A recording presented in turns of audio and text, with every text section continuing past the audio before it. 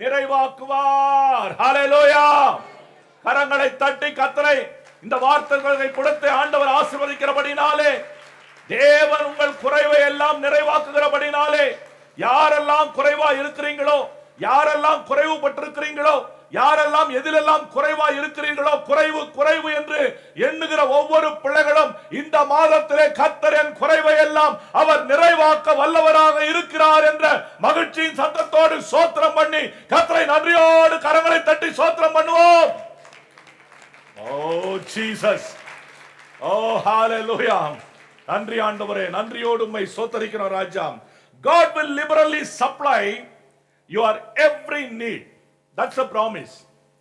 See, Paul says, பரிசுத்த பவுல் மிக தெளிவாக ஒரு காரியத்தை அவர் நமக்கு சொல்லுகிறார். பரிசுத்த பவுல் சொல்லுகிற இந்த காரியத்தை நீங்கள் எண்ணி பார்க்கும் பொழுது, யாரையும் இந்த உலகத்திலே ஆண்டவர் குறையாக இருக்க விடுகிறதில்லை. God never allows his people to be in shortfall or always they are in need. God always wants his people, his chosen people, to be blessed and to be filled at all time. ஒவ்வொரு நேரமும் ஒவ்வொரு காலமும் தேவன் உங்களுக்கு என்ன சொல்லுகிறார் என்று சொன்னால், நீங்கள் நிறைவாக இருப்பதை கர்த்தர் விரும்புகிறார். இந்த காலை வேளையிலே இங்கு வந்திருக்கிற அருமையான சகோதர சகோதரிகளே, இந்த காலையிலே ஆண்டவரை தேட வந்திருக்கிறீர்கள். எத்தனை பேர் இன்னைக்கு காலையில, how many of you can boldly say I have come here to seek my Lord? அப்படின்றவங்க வலது கரத்தை உயர்த்துங்க பாப்போம். நான் இந்த காலை வேளையில என் ஆண்டவரை தேடி வந்திருக்கிறேன் அப்படின்றவங்க எல்லாம் வலது கரத்தை உயர்த்துங்க. அப்படி கரங்களை உயர்த்தின பிள்ளைகளே, ஆண்டவர் சொல்லுகிற வார்த்தையை கேளுங்கள். சிங்க குட்டிகள் தாழ்ச்சி அடைந்து பட்டினியா இருக்கும், ஆனால் கர்த்தரை தேடுகிறவர்களுக்கோ, எங்க சத்தமா சொல்லுங்க, குறைவுபடாது. ஒரு ரகசியத்தை சொல்றேன், ஒரு ரகசியத்தை சொல்றேன். நான் சொல்ற வசனத்தை திரும்ப திரும்ப நீங்க சொல்லும் பொழுது, அந்த சொல்லுகிற வசனம் உங்க வாயிலிருந்து வருகிறபடினாலே தேவன் நிச்சயமாகவே அதை அப்படியே ஆம் என்றும் ஆமேன் என்றும் உங்களுக்கு ஆசீர்வாதமாய் கொடுப்பார். ஆமென்.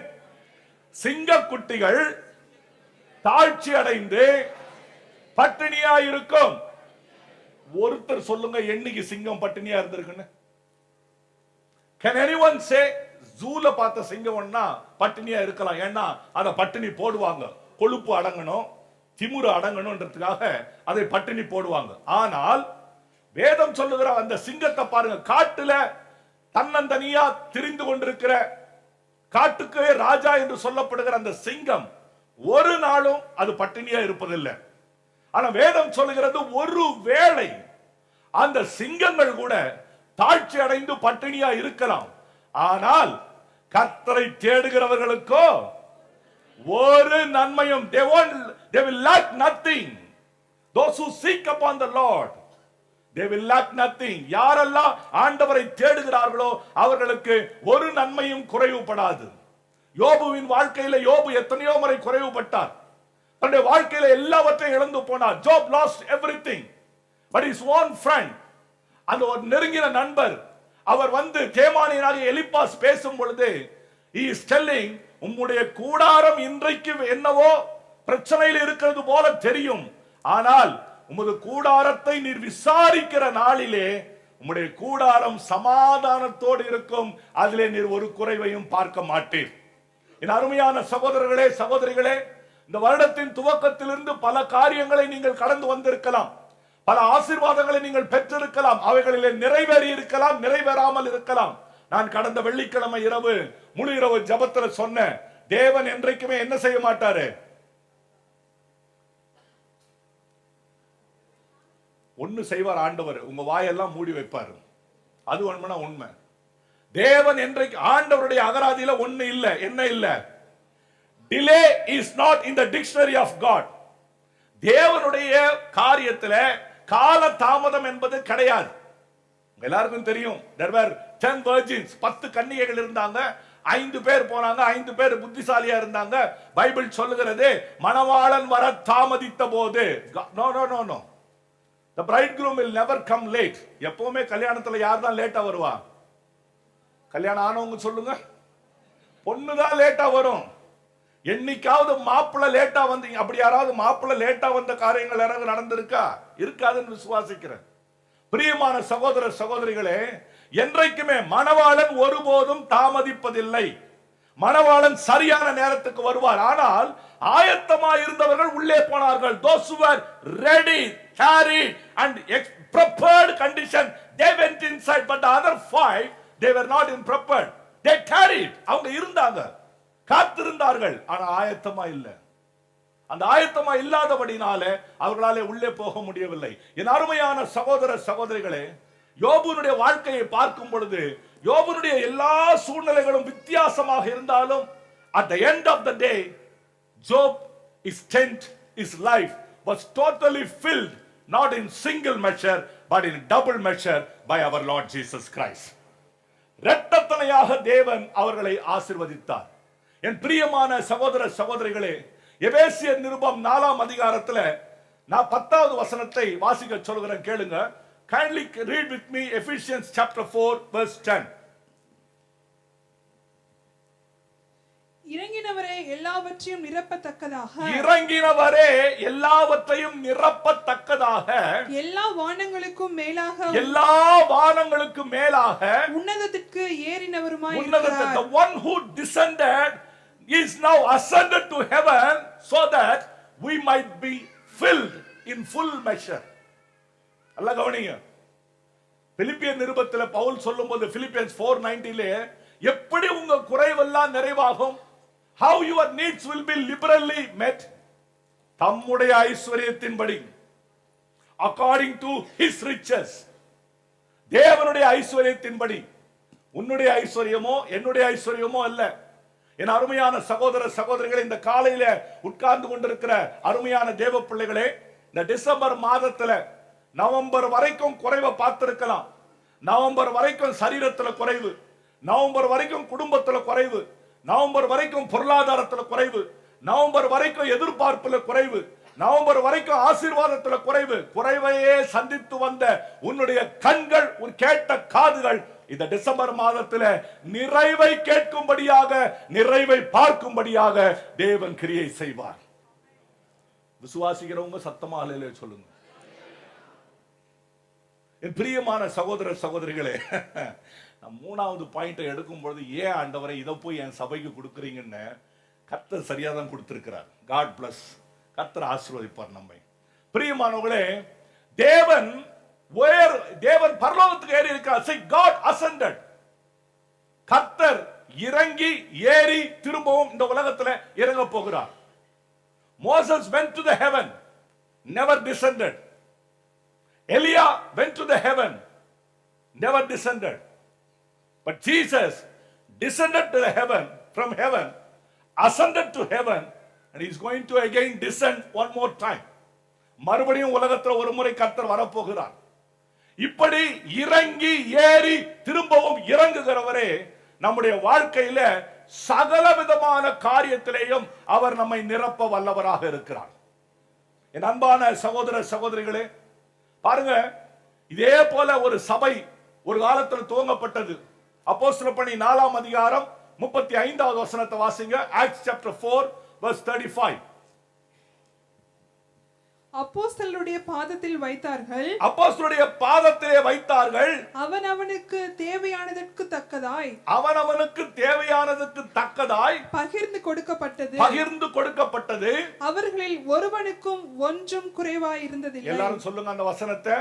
அவர்களில் ஒருவனுக்கும் ஒன்றும் என்ன குறைவா இல்ல. யாராவது சொல்லுங்க,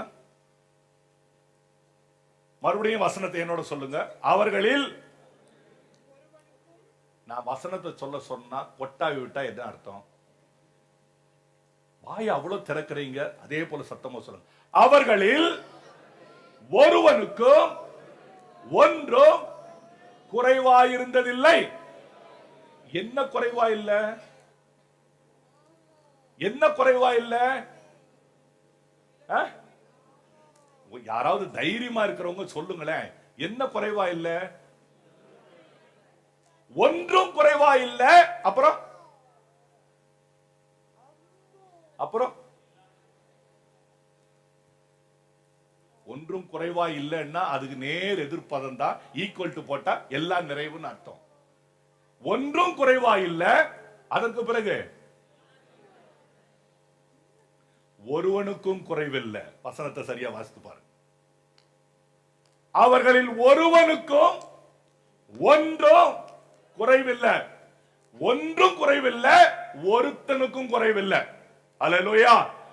இதுதான் ஆண்டவருடைய நிறைவு, இதான் ஆண்டவருடைய நிரப்புதல். என் அருமையான சகோதர சகோதரிகளே, தன்னிடத்தில் வருகிற ஒருவரையும் வெறுமையாய் திருப்பி அனுப்புகிற தேவன் நாம் ஆராதிக்கிற தேவன் அல்ல. நாம் ஆராதிக்கிற தேவன் வருகிறவர்களை ஆண்டவர் நிறைவாக்கி அனுப்புகிறார். அன்றைக்கு ரூத் என்று சொல்லப்படுகிற ஒரு ஏழை பெண் போவாஸ் என்று சொல்லப்படுகிற ஒரு மனிதனிடத்தில் வருகிறார். அவள் ஒரு சாபத்தின் உட்பட்ட பெண், சாபத்திலே வாழ்ந்த பெண். சாபத்தினாலே அவள் கர்த்தருடைய தலைமுறைக்கு வரக்கூடாது என்று சொல்லப்பட்ட பெண்.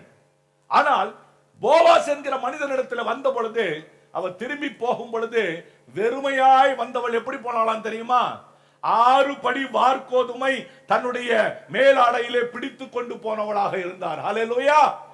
போவாசினிடத்திலே தன்னை தாழ்த்தி வந்த ரூத்துக்கு கர்த்தர் ஆசீர்வாதத்தை கொடுத்தார். ஏன்? இயேசு கிறிஸ்து மரித்து அடக்கம் பண்ணப்பட்டு அந்த கல்லறைக்குள்ளே வைக்கப்பட்டார். உயிர்த்தெழுந்த அன்று காலையிலே போகும்போது எல்லாரும் எந்த முகமாய் போனார்கள்? ஆனா திரும்பி வரும் பொழுது சந்தோஷமா வந்தாங்க. இதுதான் நம்முடைய ஆண்டவருடைய ஆசீர்வாதத்தின் நிறைவு.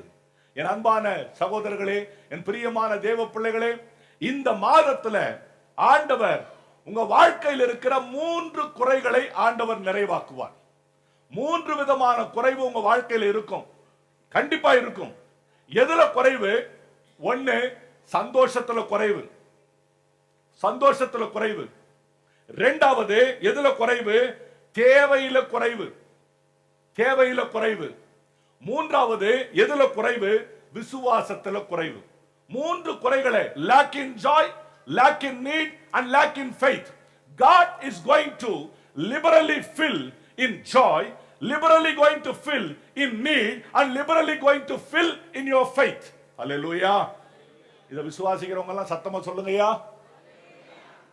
பிரியமானவர்களே, சந்தோஷத்துல ஆண்டவர் அந்த குறைவை ஆண்டவர் நிறைவாக்குறார். எப்படி சந்தோஷத்துல ஆண்டவர் நிறைவாக்குறார்? ஒரு வசனத்தை வாசிக்க சொல்றேன். லூக்கா 15, நமக்கு எல்லாரும் தெரிந்த வசனம் தான்.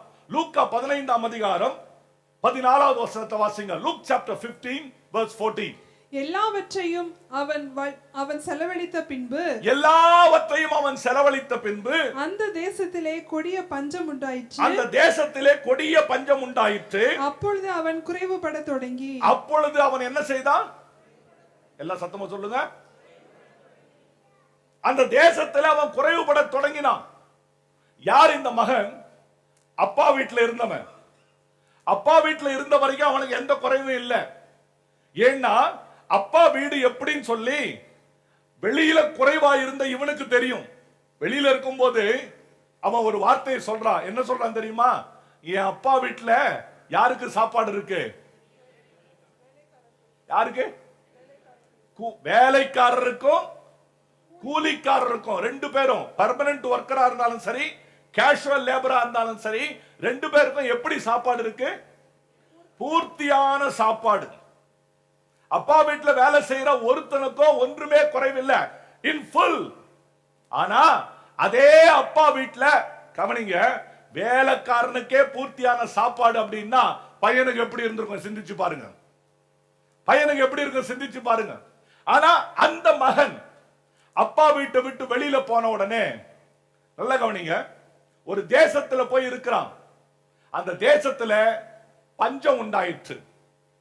இவனுக்கு வீட்டுக்குள்ள இருக்கும் போது சாப்பாடு இருந்தது, சந்தோஷமும் இருந்தது, கூடவே அப்பாவோட என்ன இருந்தது?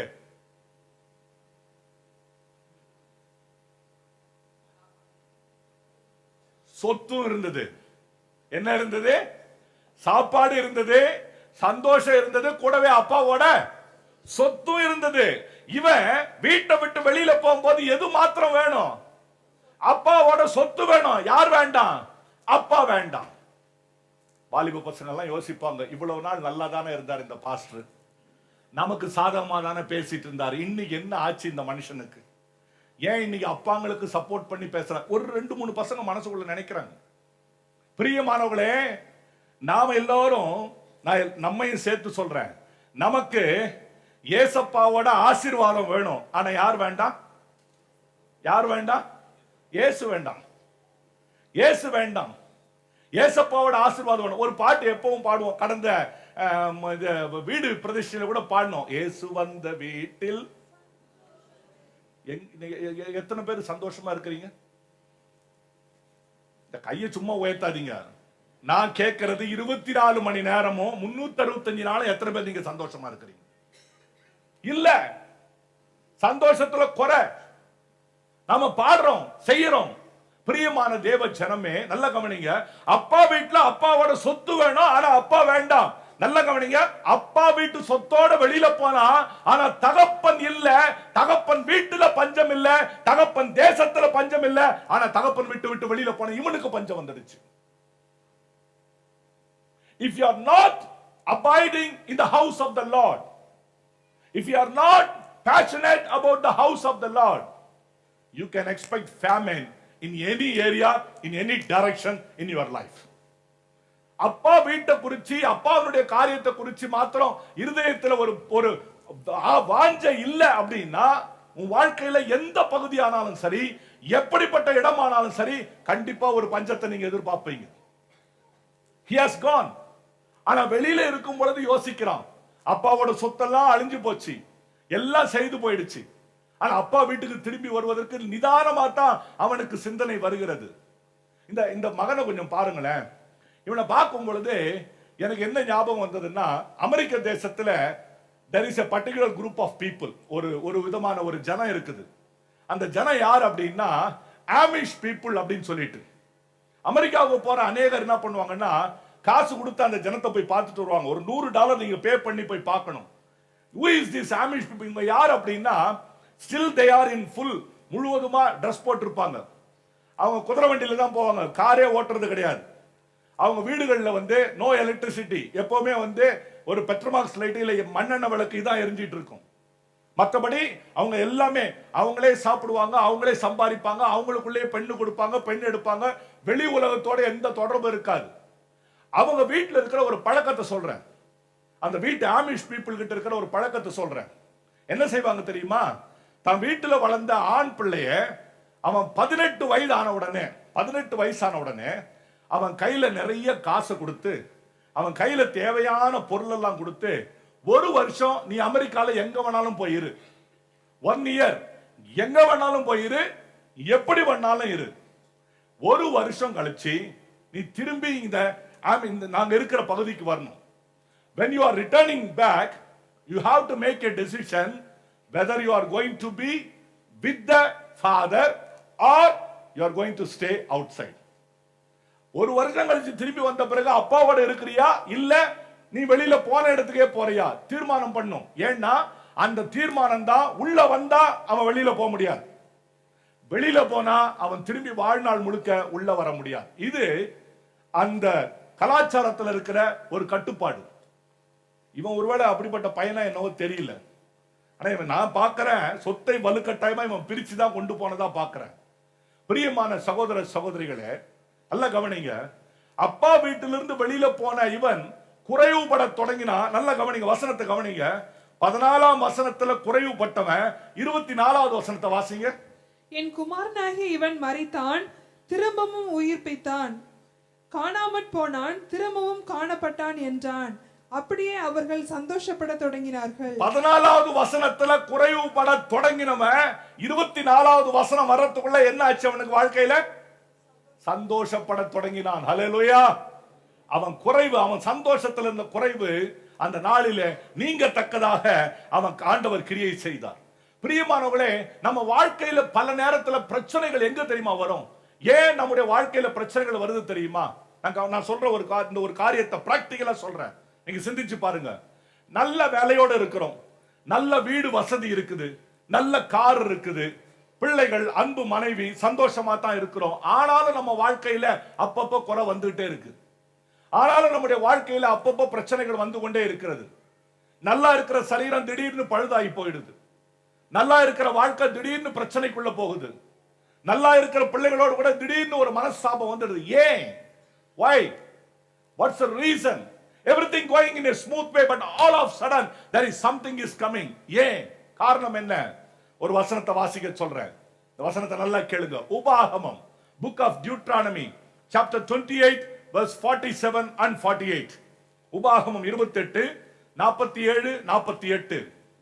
சகலமும் பரிபூர்ணமாய் இருக்கையில், சகலமும் பரிபூர்ணமாய் இருக்கையில், நீ மனமகிழ்ச்சியோடும் களிப்போடும் உன் தேவனாகிய கர்த்தரை சேவியாமற் போனது நிமித்தம். நல்ல கவனிங்க.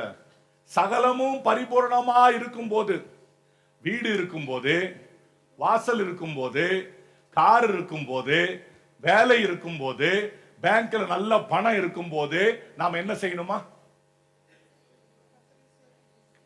கர்த்தரை சேவிக்கணும். எப்படி? மன மகிழ்ச்சியா. ஆனா நாம எப்ப சேவிக்கிறோம்? என் இதயம் யாருக்கு தெரியும். மனம் உடைஞ்சு போச்சா ஆண்டவர்கிட்ட வர வேண்டியது. கை உடைஞ்சு போச்சா ஆண்டவர்கிட்ட வர வேண்டியது. கால் பழுதா போச்சா ஆண்டவர்கிட்ட வர வேண்டியது. இருதயத்தில் லேசா லப்பு டப்புன்றது அப்படின்னு அடிக்க ஆரம்பிக்குதா ஆண்டவர்கிட்ட வர்றது. சகலமும் பரிபூர்ணமா இருக்கும் போதே ஆண்டவரை ஸ்தோத்திரம் பண்றதுல, ஆண்டவரை துதிக்கிறதுல நாம ஈடுபாடு காட்டுறது இல்ல. புருஷன் அடிக்கிறா, வலி தாங்க முடியல, வேதனையா இருக்குது, உடனே இயேசு கிட்ட ஓடிவான். பொண்டாட்டி மதிக்க மாட்டேங்கிறா, வீட்டுல எப்பவும் சாப்பாடு போட மாட்டேங்கிறா, போனா தட்ட விசிறி அடிடா, அதனால ஓடிவா ஆண்டவர்கிட்ட. குடும்பத்துல சமாதானம் இல்ல, பிள்ளைங்க பேச மாட்டேன்றாங்க, பிள்ளைங்க வழி தப்பி போறாங்க, ஐயோ என் பையன் இப்படி போறானே, மன வரும், உடனே இயேசு கிட்ட ஓடி வர்றது. ஆனா இங்க ஆண்டவர் சொல்றாரு, எப்ப தெரியுமா உனக்கு பஞ்சம் வரும்? சகலமும் பரிபூர்ணமா இருக்கையிலே நீ உன் தேவனாகிய கர்த்தரை மன மகிழ்ச்சியோடு ஆண்டவரை துதிக்க வரும் பொழுது எப்படி இருக்கணும்? மனசே மகிழ்ச்சியா இருக்கணும். அதனாலதான் வீட்டுக்குள்ள வந்த உடனே பிரதர் சொல்வாரு, எப்பவும் ஒரு ஸ்லோகன் சொல்லுவார் பாருங்க, விக்டர்னா ஈக்குவல் டு, முதல் வசனம் சொல்லுங்க இந்த பக்கங்கிறவங்க சத்தமா.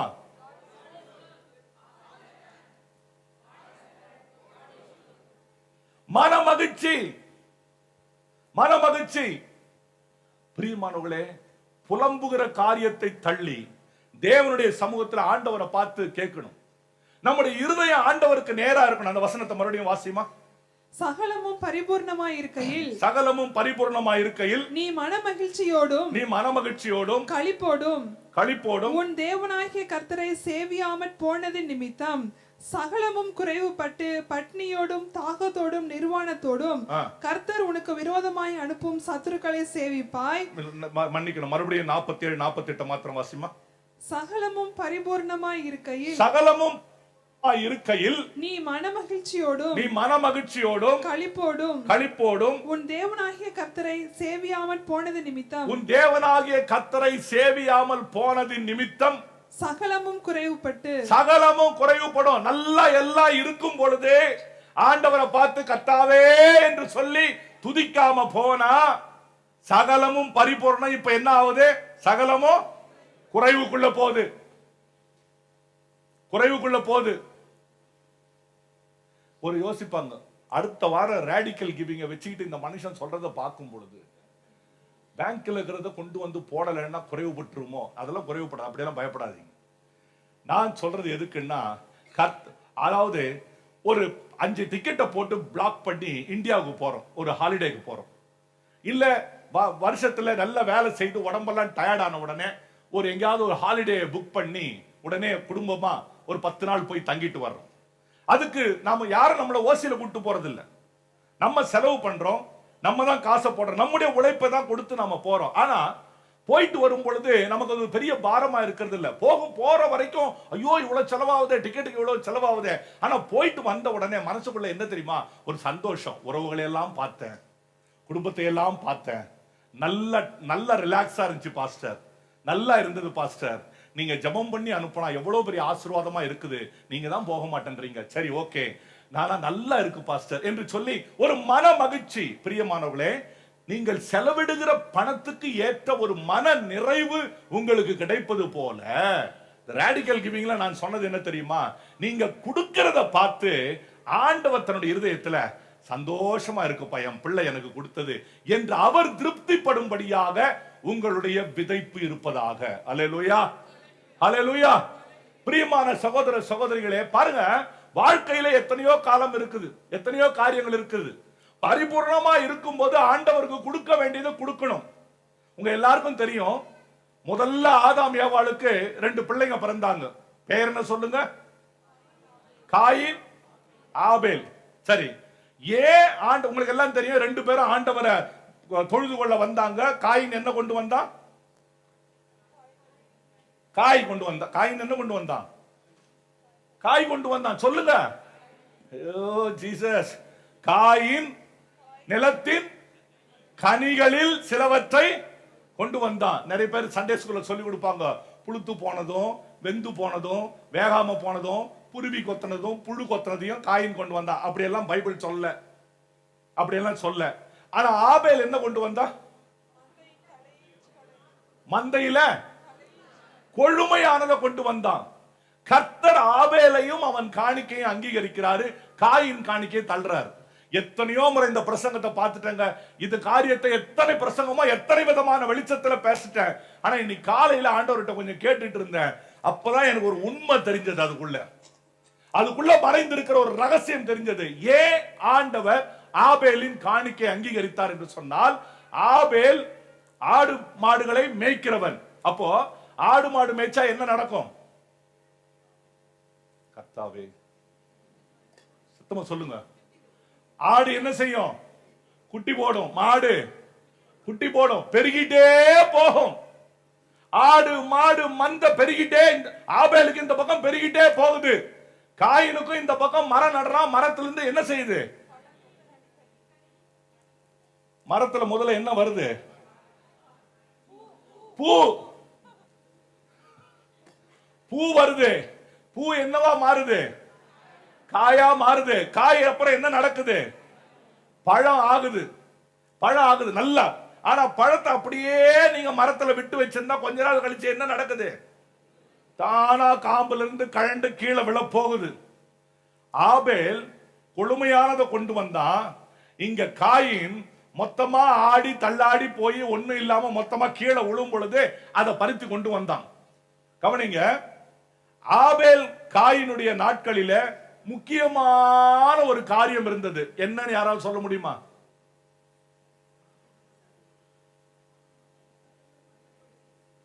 சொல்ல முடியுமா? சரி, ஆபேலும் காயின் என்ன சாப்பிட்டான்? காயின் என்ன சாப்பிட்டான்? வெஜிடேரியன். உண்மையா? உண்மையா சொல்லுங்க. ஆபேல் என்ன சாப்பிட்டான்? நான் வெஜிடேரியனா வெஜிடேரியனா? சொல்லுங்க.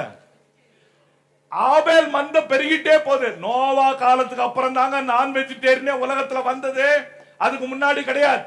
அதனால பெருகிட்டே போகுது, அவனால சாப்பிட முடியாது. ஆனா பெருக்கத்தில் இருக்கிற கொழுமையை ஆபேல் கர்த்தருக்கு கொடுத்தான்.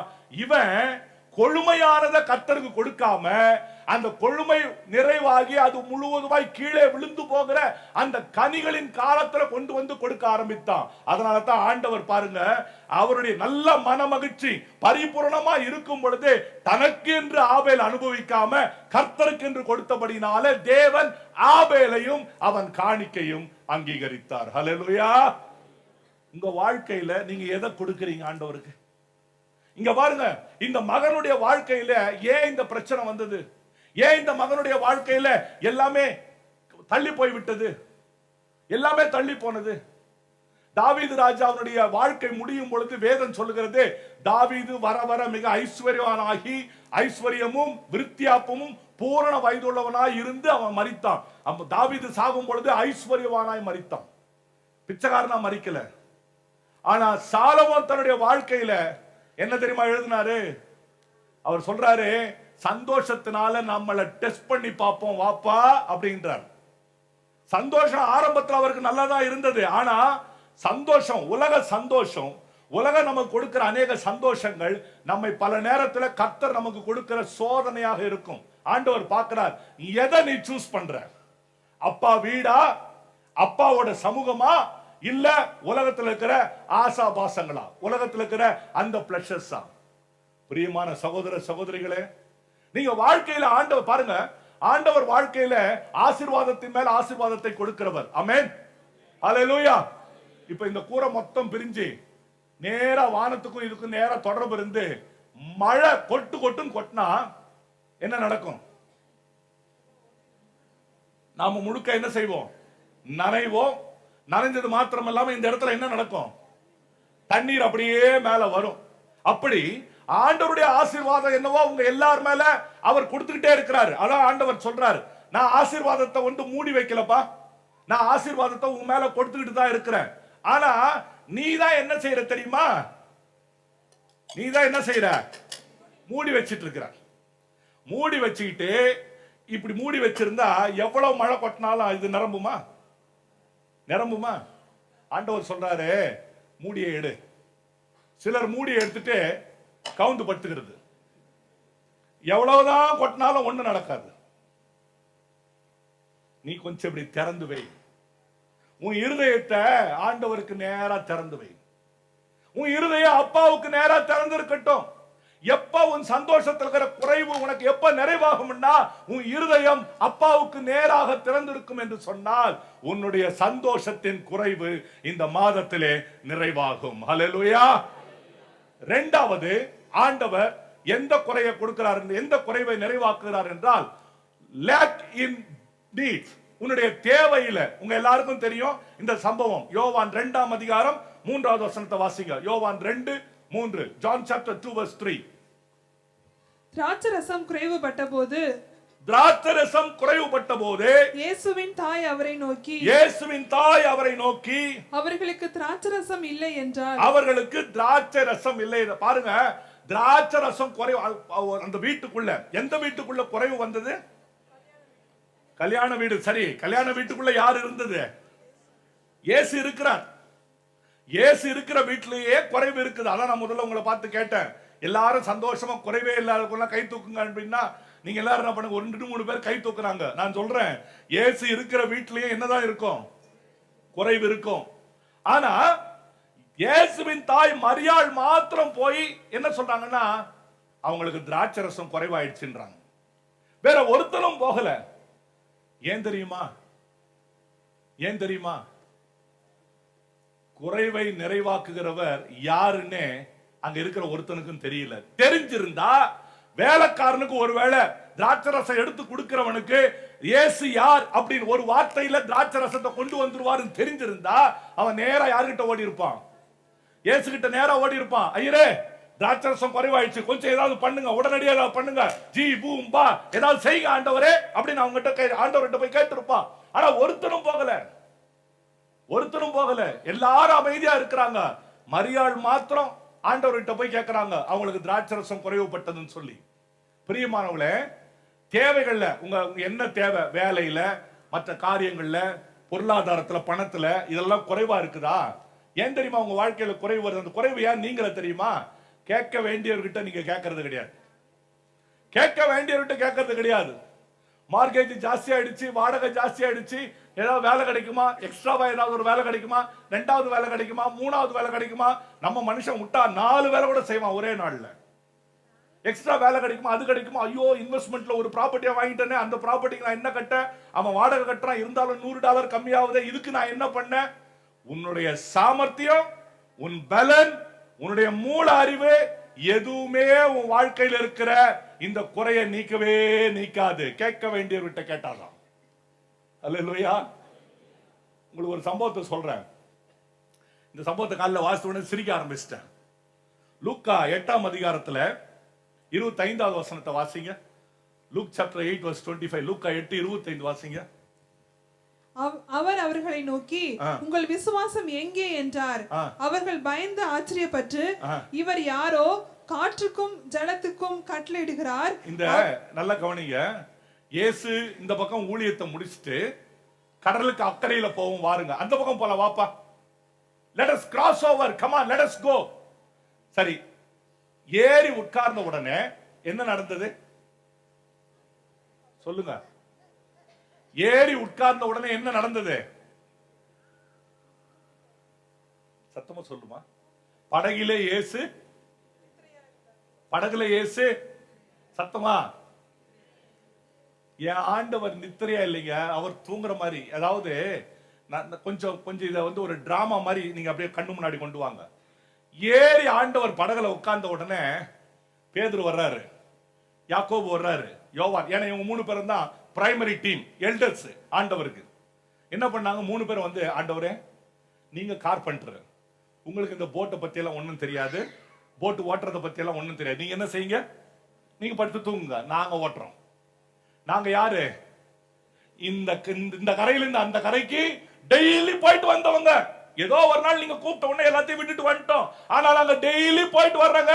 அதனால நீ படுத்து தூங்கு, நாங்க பாத்துக்கிறோம். அந்த பக்கம் அங்க போன உடனே நாங்க எழுப்புறோம்.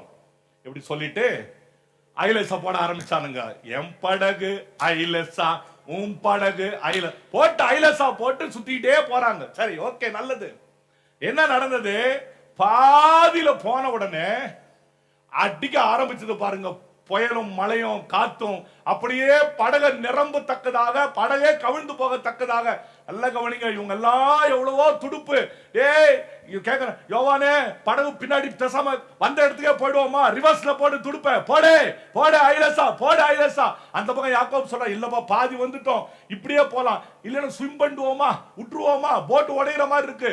எல்லா மூளையும் யூஸ் பண்ணாங்க. இவ்வளவு கலாட்டா நடக்குது, நீங்க நினைக்கிறீங்களா ஆண்டவர் தூங்கிட்டு இருப்பாருன்னு? இவ்வளவு கலாட்டா நடக்கும்போது நீங்க ஆண்டவர் தூங்கிட்டு இருப்பாரு? அவர் தூங்குற மாதிரி அமைதியா இருக்கு. இஸ்ரவேலை காக்கிறவர் உறங்குவதும் இல்லை, அவர் அமைதியா. என்னதான் நடக்குது? ரைட், நீங்க தான் ஐலசா தானே போட சொன்னீங்க, போடுங்க, போடு ஐலசா போடு. போயிட்டே இருக்குது. கொஞ்ச நேரம் ஆச்சு, எல்லாருடைய ஞானம் எல்லாம் முழுகி போச்சு. மொல்லமா வர்றாங்க, வந்துட்டு, ஐயரே எழுந்துருங்க, செத்து போக போறோம். ஏன் இவர் மாத்திரம் உயிரோடு இருக்க போறாரா? படகு கவுந்தா இவரும் சேர்ந்தான் கவுருவார். எழுந்திருக்க ஆண்டவரே. ஆண்டவர் எழுந்தாரு. நல்ல கவனிங்க, காற்றை பார்த்து இறையாதே, கடலை பார்த்து அமைதலாயிரு. இந்த டிராமால சொன்னாங்களே, சூப்பரா இருந்துச்சு. இயேசுநாதர் இங்க எந்திரிச்சு பின்னாடி அங்க மைக்ல இருந்து கொடுத்து, இறையாதே அமைதலாயிரு. அந்த மாதிரி ஒரு எக்கோ சவுண்ட்ல கொடுத்த உடனே காற்றும் அடங்கிடுச்சு, கடலும் அடங்கிடுச்சு, எல்லாம் அமைதி ஆயிடுச்சு. கவனிங்க, இப்போ உள்ள இருக்கிற 12 பேரும் டிஸ்கஷன் நடக்குது. இவங்க 12 பேர் யாரு? சத்தமா சொல்லுங்க. இல்ல அவங்களுக்கு என்ன பட்டம்? அப்போஸ்தலர்கள். பைபிள் காலேஜ் முடிச்சவங்க, ஆண்டவரை பத்தி தெரிஞ்சவங்க, பெரிய அவங்களுக்கு கொடுத்த பட்டத்தை பாருங்களேன், அப்போஸ்தலர் பட்டம். ஆனா கேள்வி என்ன தெரியுமா கேட்டாங்க அவங்க? யாரா இவரு?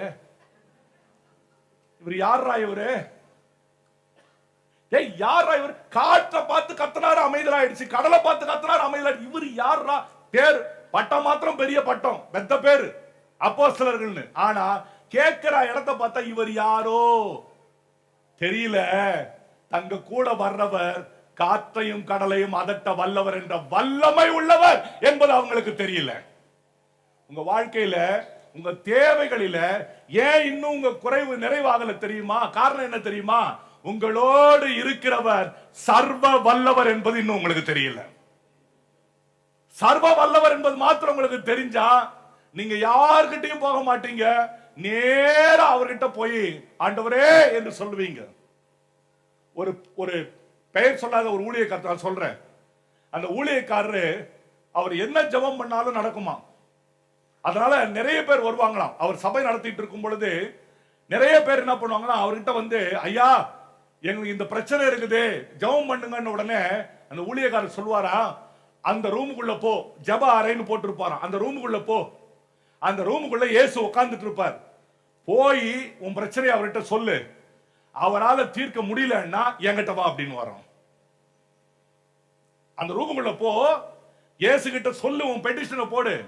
அவர் இதெல்லாம் என்னால முடியாதுப்பான்னு அவர் சொன்னா என்கிட்ட வா அப்படின்னு வரோம். பிரியமானவர்களே, நம்ம வாழ்க்கையில இன்றைக்கு நான் சொல்றேன், வேலை மற்ற காரியங்கள். இப்போ ஒரு சகோதரர் சாட்சி சொன்னாரு, சாட்சியை அவர் சுருக்க டைம்னால சாட்சியை சுருக்கி சொல்லிட்டாரு. அந்த குடும்பம் கடந்த 8 மாதங்களாக வருமானமே இல்லாம தவித்துட்டு இருந்த குடும்பம் யாருக்காவது தெரியுமா உங்களுக்கு? 8 மாசமா, போன வருஷம் 7 மாசமா வேலையும் இல்ல, ஒண்ணும் இல்ல. அன்றாட சாப்பாட்டுக்கு எப்படி வழின்றது நாம எல்லாரும் இருக்கிறோம். ஆனா அந்த குடும்பம் அந்த போன வருஷம் 7 மாசம், இந்த வருஷம் 8 மாசம் ஒரு வேலை கிடையாது, ஒண்ணும் கிடையாது. தினமும் வீட்டுக்குள்ளே அமைதியா இருந்தாங்க. கர்த்தர் அவங்களை நடத்தின பாதை, அவங்களுக்குள்ள போன பாதை.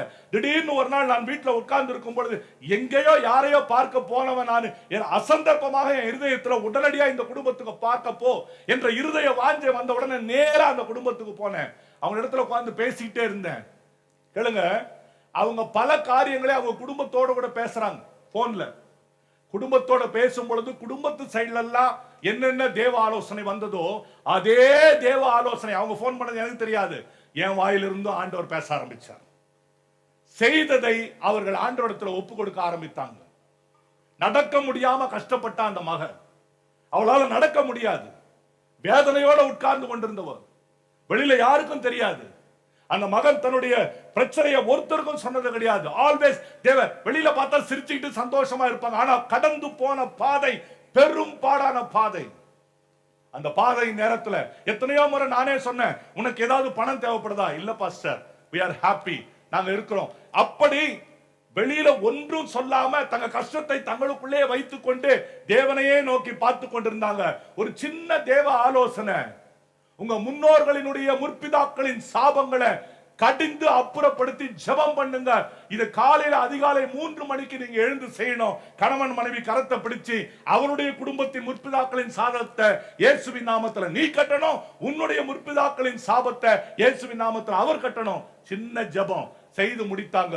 மறுநாளில் இருந்து மகளுக்கு இருந்த அந்த கால்வலியும் வேதனையும் அவளை விட்டு நீங்கினது. மகனுக்கு அடுத்த வாரமே ஒரு கர்த்தர் வேலையை கொடுக்க ஆரம்பித்து விட்டார்.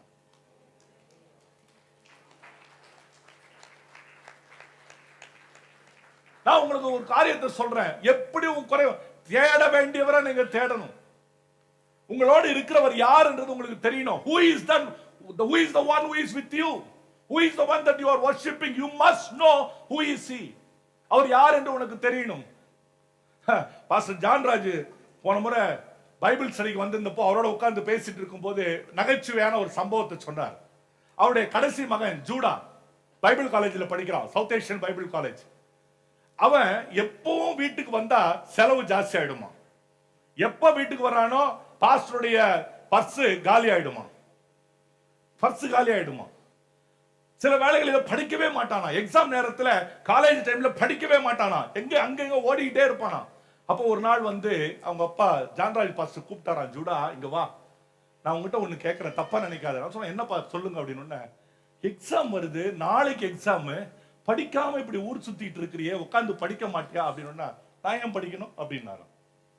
சொன்னாராம், ஏண்டா படிடா, படிச்சா தானே நீ நல்லா ஆகணும். இல்லப்பா நான் படிக்க வேண்டிய அவசியம் இல்லை, ஏன் தெரியுமா அப்படின்னாராம். ஜான்ராஜ் பாஸ்டர் ரொம்ப ஆச்சரியமா, ஏன்பா அப்படின்னா, எங்க அப்பா ஜான்ராஜ், உங்க அப்பா மாசிலாமணி அப்படின்னாராம். அவருக்கு விளங்கலையா, என்னடா சொல்ற, உங்க அப்பா மாசிலாமணி ஆண்டவர் யாருன்னே தெரியாது, ஆனா எங்க அப்பா ஜான்ராஜுக்கு ஆண்டவர் யாருன்னு தெரியும். எங்க அப்பாவின் தேவன் எங்க அப்பா யாருன்னு தெரியும், எனக்காக எங்க அப்பா ஜெபம் பண்ணுவார்னு தெரியும். ஆகவே எக்ஸாம்ல நான் ஒரு நாளும் சோட போக மாட்டேன், கண்டிப்பா ஒரு முறை படிச்சேன்னா போதும் நான் வெற்றி பெறுவேன்னு சொன்னான். தன்னுடைய அப்பா யாருன்னு அவனுக்கு தெரியும். கடைக்கு போனா ஒரு பேண்ட் எடுக்கிறேன்னு போவானா, வரும்போது 4 பேண்டோட வருவானா. கேட்பாரு அங்கிருந்து, ஏன்பா ஒண்ணு போதாதா? இல்லப்பா உங்க அப்பா மாசிலாமணி, எங்க அப்பா ஜான்ராஜ்னு வாங்க.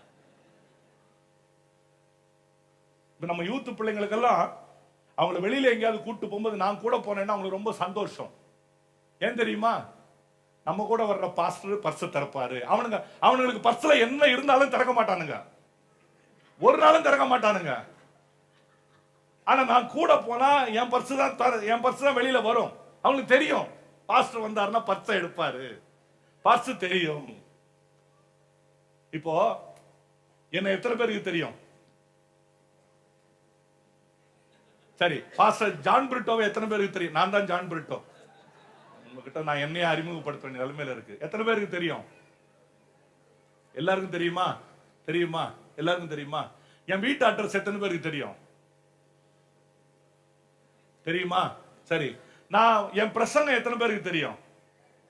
எல்லாருக்கும் தெரியுமா? என்னுடைய சிரிப்பு எத்தனை பேருக்கு தெரியும்? கொஞ்சம் பேருக்கு தெரியும். என் கோபம் எத்தனை பேருக்கு தெரியும்?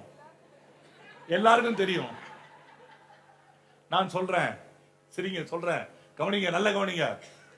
ஆனா என் அந்தரங்க வாழ்க்கை என்னன்றது எத்தனை பேருக்கு தெரியும்? நான் எப்படிப்பட்டவன், உள்ளான மனுஷன்ல நான் எப்படிப்பட்டவன், இன்னர் மேன் நான் எப்படிப்பட்டவன், வீட்டுல நான் எப்படிப்பட்டவன், யாருக்கு தான் தெரியும்? மனைவிக்கு தெரியும், மகனுக்கு தெரியும், மகளுக்கு தெரியும். மகனுக்கும் மகளுக்கும் கூட மனைவிக்கு தெரிஞ்ச அளவுக்கு தெரியாது. என் தினந்தோறும் என்னோடு கூட 24 மணி நேரமும் இருக்கிற மனைவிக்கு மாத்திரம் தான் தெரியும் நான் எப்பேற்பட்டவன், என்னுடைய இன்னர் மேன் யார் என்று சொல்லி. நீங்க இயேசுவோடு கூட எவ்வளவு நெருக்கமா இருக்கிறீங்களோ அவ்வளவாத்தான் அவர் யார் என்பது உங்களுக்கு தெரியும். உங்க குறைவை எல்லாம் நிறைவாக்குகிறவர். ஹல்லேலூயா. கடைசியாக மூன்றாவதாக அவர் எந்த குறையை நிறைவாக்குகிறார் என்று சொன்னால், விசுவாசத்தில் இருக்கிற குறைவை அவர் நிறைவாக்குகிறார். வாசிங்க 1 தெசலோனிக்கர் 3ஆம் அதிகாரம் 10வது வசனம். 1 Thessalonians chapter 3 verse 10. 1 தெசலோனிக்கர் 3:10 வாசிங்க. உங்கள் முகத்தை கண்டு உங்கள் விசுவாசத்தின் குறைவுகளை நிறைவாக்கும் பொருட்டு, உங்கள் விசுவாசத்தின் குறைவுகளை நிறைவாக்கும் பொருட்டு. தெசலோனிக்க சபையில் இருக்கிறவங்க, அந்த சபையில ஒரு பிரச்சனை இருக்கு. என்ன பிரச்சனை? விசுவாசத்துல குறைவுபட்டு இருக்கிறாங்க. அதான் நான் முதல்ல கேட்டேன், விசுவாசத்துல குறைவு இல்லாம நல்ல தைரியமா இருக்கிறவங்க எல்லாம் எப்படி இருப்பாங்க தெரியுமா? கர்த்தருடைய சமூகத்துல வந்து அப்படி அமைதியா உட்கார மாட்டாங்க.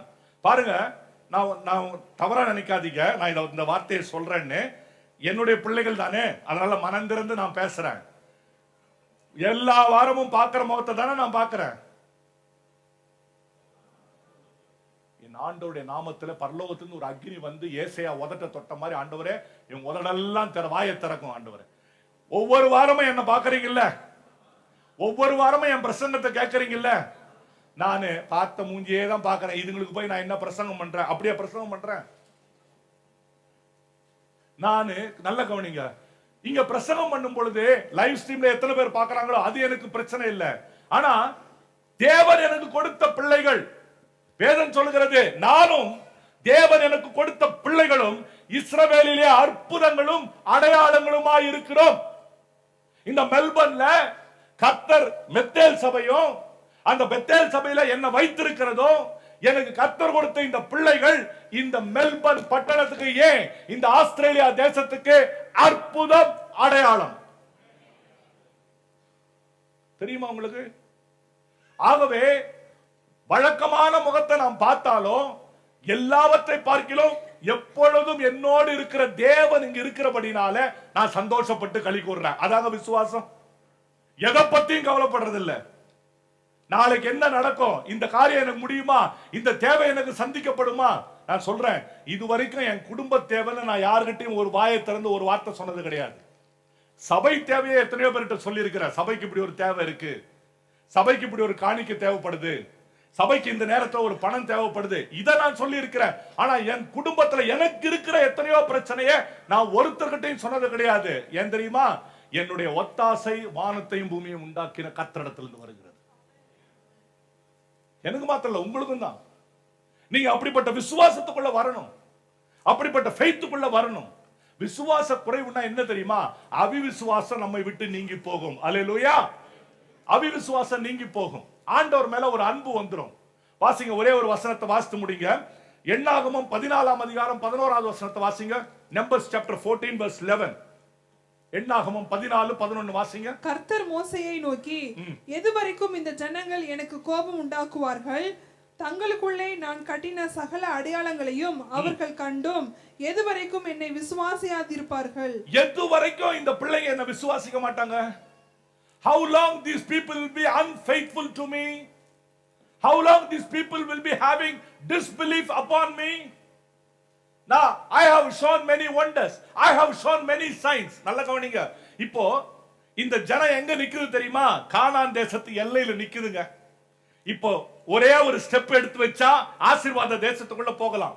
ஆனா ஒரு ஸ்டெப்புக்கு முன்னால இருக்க அந்த கானான் தேசத்துல இந்த ஜனங்க இருந்துகிட்டு என்ன தெரியுமா சொல்றாங்க? அந்த ஜனங்கள் சொன்னாங்க, ஆண்டவர், நல்ல கவனிங்க, ஆண்டவர் எகிப்தில் இருக்கும்போது அந்த ஜனங்களுக்கு என்ன சொன்னாரு? பாலும் தேனும் ஓடுகிற தேசத்துக்கு உங்களை கொண்டு போய் சேர்ப்பேன். ஆண்டவர் வாயை திறந்து சொன்னாரு, நான் உங்களை ஆசீர்வாத தேசத்துக்கு கொண்டு போய் சேர்ப்பேன். ஜனங்க என்ன சொல்லுது?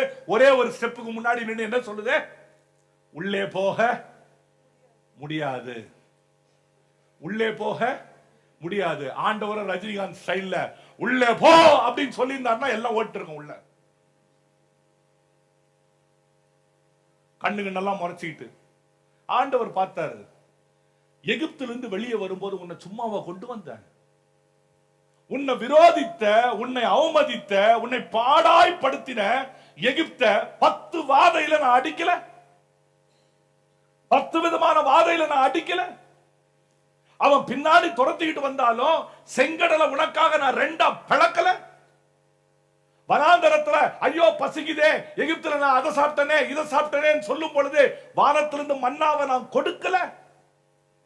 காத்தினால காடைகளை கொண்டு வந்து உன்னுடைய பாளையம் முழுக்க நிரப்பல? எத்தனை அற்புதம்!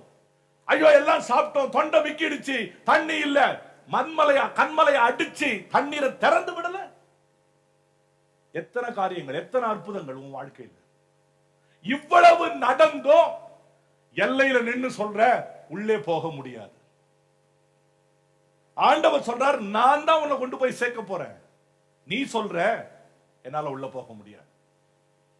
அருமையானவர்களே, அவிசுவாசம் உங்க வாழ்க்கையில இருக்கவே கூட. நீங்க விசுவாசிகள்னா, நீங்க ஆண்டவருடைய பிள்ளைகள் சொன்னா, இயேசு நிச்சயம் என்னுடைய குறைவை நிறைவாக்குவார் என்ற நம்பிக்கை உங்க இருதயத்தில் இருக்கணும். ஹல்லேலூயா! அந்த இருதயத்தில் அந்த எண்ணம் இருக்கும். நான் நேரமானபடினால ஒரே ஒரு சம்பவத்தை சொல்லி முடிக்கிறேன். ரோமர் 4:21 வாசிங்க. ரோமர் 4:21 வாசிங்க. ரோமர் 4:21 வாசிங்க. தேவன் வாக்குத்தத்தம் பண்ணினதை நிறைவேற்ற வல்லவர், தேவன் வாக்குத்தத்தம் பண்ணினதை நிறைவேற்ற வல்லவர் என்று முழு நிச்சயமாய் நம்பி தேவனை மகிமைப்படுத்தி விசுவாசத்தில் வல்லவனானான். ஆபிரகாமுடைய காதுல ஒரு சத்தம் கேக்குதுங்க. ஒரு காதுல சத்தம் கேக்குது. என்ன தெரியுமா? ஆண்டவர் சொல்றாரு, இப்போ உனக்கு ஒரு பிள்ளை பிறக்க போகுது, இப்போ உள்ள ஒரு ஜீவன் உண்டாக போகுது. இது ஆபிரகாமுக்கு காதுல விழுது.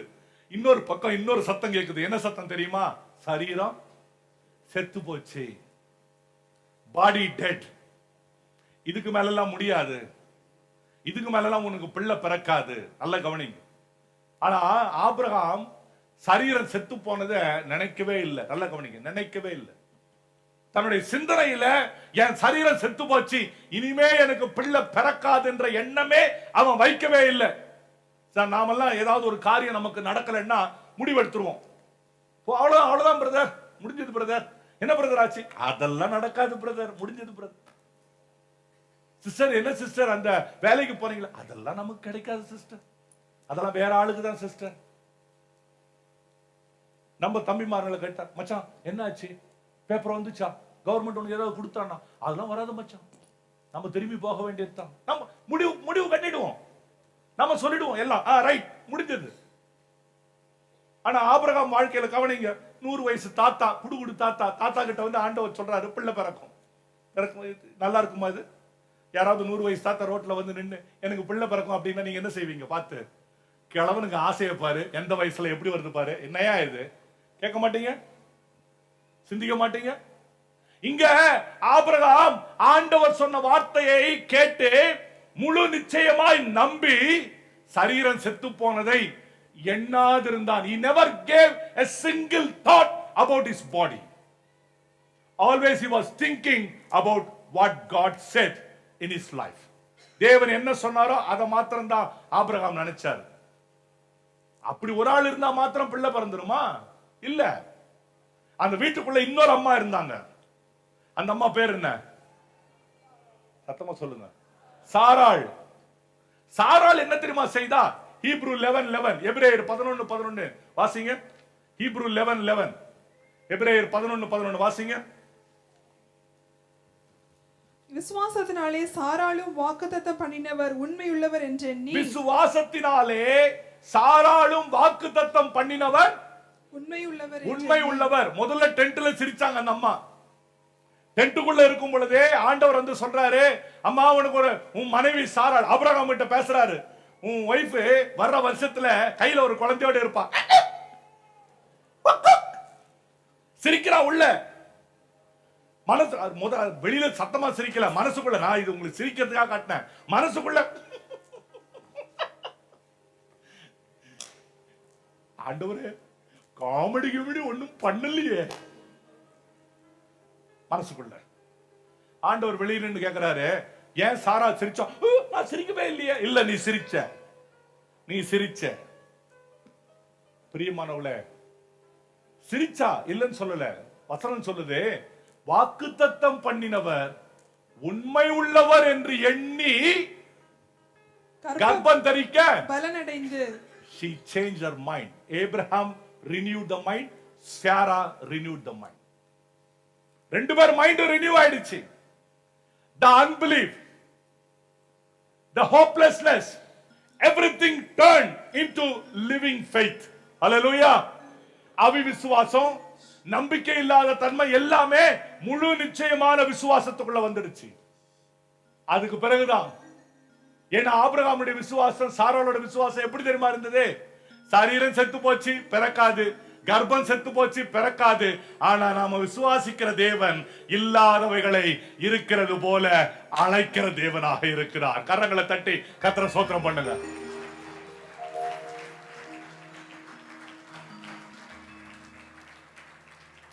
உங்க வாழ்க்கையில் இந்த டிசம்பர் மாசத்துல நீங்க ஒரு தீர்மானம் எடுக்கணும். உங்க சிந்தனையை மாற்றணும். Change your attitude. Change your thinking attitude towards the problems, towards the shortfalls what you are facing in your life. உங்க வாழ்க்கையில நீங்க பார்த்து கொண்டிருக்கிற குறைவுகளை குறித்த உங்க சிந்தனைகளை மறுரூபமாக்குங்க, மாற்றுங்க. It will come. தகப்பன்மார்களுக்கு சொல்றேன், பிள்ளைங்க அங்க இங்க இப்படி அப்படி நடக்கிறாங்க, வீட்டுல இப்படி அப்படி அவங்க போறாங்க, கீழ்ப்படிய மாட்டேன்றாங்க. நான் சொல்றேன், வேதம் என்ன தெரியுமா சொல்லுது உன் பிள்ளைகளை குறிச்சே? உன் பிள்ளைகள் உன் வீட்டை சுற்றிலும் கீழ்ப்படியாதவர்களா இருப்பார்கள். நான் எழுதி வச்சிருக்கேன். ஒலிவ மர கன்று. Your children will be like an olive branch around your table. உன்னை சுற்றி இருப்பாங்க. மனசுக்குள்ள நம்புங்க, நம்பி விசுவாசிங்க. என் பிரியமானவர்கள், டிசம்பர் மாசத்துல தேவன் உங்கள் குறைவை எல்லாம் நிறைவாக்குவார். God will liberally supply all your needs in 3 areas especially. Area number 1, in your joy. Area number 2, in your needs. Area number 3, in your faith. God will definitely liberally supply needs. He will meet everything according to his riches. அவருடைய ஐஸ்வரியத்தின்படியே, தம்முடைய ஐஸ்வரியத்தின்படியே உங்க வாழ்க்கையில எல்லாவற்றையும் தேவன் செம்மையாய் மாற்றுவார். கர்த்தர் உங்களை இந்த மாதத்தில் ஆசீர்வதிப்பாராக. கண்களை மூடி யாவரும் எழுந்து நிற்போம்.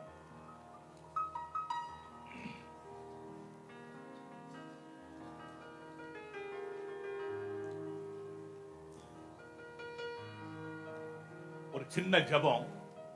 ஆகவே வெளியில இருக்கிறவங்கள தயவு செய்து முடிஞ்சா உள்ள வர சொல்லி ஒரு சின்ன ரிக்வெஸ்ட் கொடுங்க. We are going to finish the service in 5 minutes.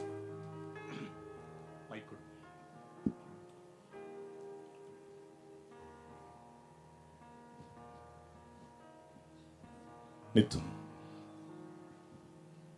இந்த வருடத்தினுடைய துவக்கத்துல கர்த்தர் கொடுத்த வாக்குத்தத்தத்தின் பாடலை நான் உங்களோடு சேர்ந்து பாட விரும்புகிறேன்.